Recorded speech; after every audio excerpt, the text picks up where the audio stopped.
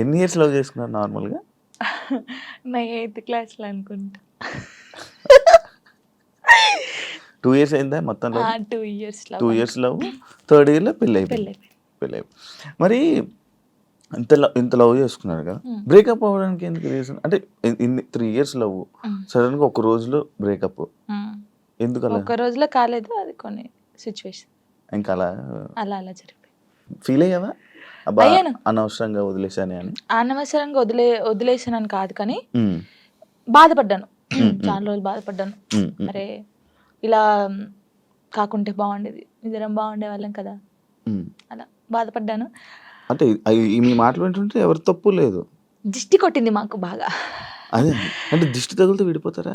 నిజంగానే విడిపోతారు, నిజంగా విడిపోతారు. అది ఫ్రెండ్షిప్ అయినా ఫ్రెండ్షిప్ అయినా ఏదైనా సరే మన మీద కళ్ళు పడ్డాయి అనుకో విడిపోతాను. నమ్ముతారా ఇది?